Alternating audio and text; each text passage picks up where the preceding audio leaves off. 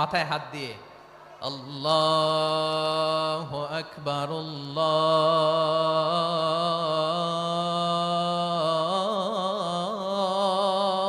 আকবার। আবু মাহাজুরা এই বাক্যটা পড়লেন। বিশ্বনবী দ্বিতীয় বাক্য পড়তে আরম্ভ করলেন, আল্লাহু আকবার,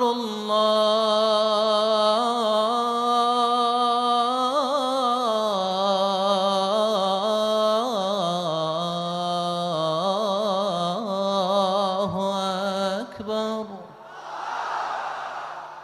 আবু মাহাজুরা এই বাক্যটা বললেন। বিশ্বনবী আবু মাহাজুরার মাথার মধ্যে হাত দিয়ে তৃতীয় বাক্য বললেন,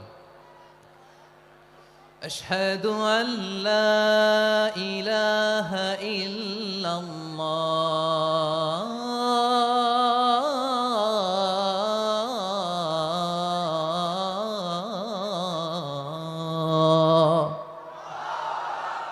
আবু মাহাজুরা তৃতীয় বাক্য পড়লেন। বিশ্বনবী একটা বাক্য পরে আবু মাহাজুরা পরে, বিশ্বনবী পরে আবু মাহাজুরা পরে। আবু মাহাজুরা কিন্তু অমুসলিম, মুশরিক।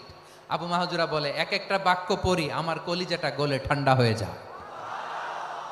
এতদিন মোহাম্মদকে গালি দিতাম, এখন মোহাম্মদ আমার মাথায় যখন হাত রাখছে আমার সারা শরীর ঠান্ডা হয়ে গেছে।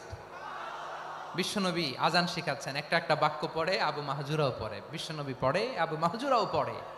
পুরো বাক্যগুলো যখন শেষ, আজান শেষ, আবু মাহাজুরাও যখন পুরো আজান পড়লেন, আবু মাহাজুরা বললেন, এতদিন মোহাম্মদের চেহারা দেখলে আমার ঘৃণা লাগতো, আজ থেকে মোহাম্মদের চেহারার চেয়ে প্রিয় চেহারা আমার কাছে নাই।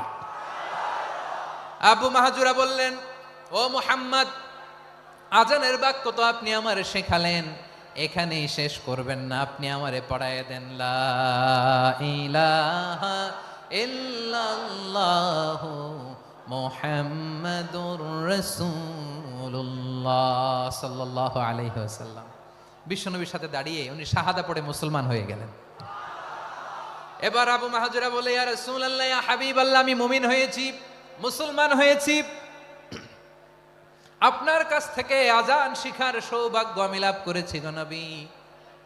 আমার কণ্ঠের বড় তারিফ করেছেন আপনি, আমার আজানকে আপনি পছন্দ করেছেন। একটা জিনিস আপনার কাছে চাই, আপনি আমাকে মক্কার মসজিদুল হারামের মুয়াজ্জিন হিসেবে অ্যাপয়েন্ট করে দেন। বিষ্ণু ইসা ইসলাম বললেন, যাও আবু মাহজুরা, আমি তোমাকে পৃথিবীর শ্রেষ্ঠতম মসজিদ মক্কার মসজিদুল হারামের মুয়াজ্জিন হিসেবে অ্যাপয়েন্ট করে দিলাম।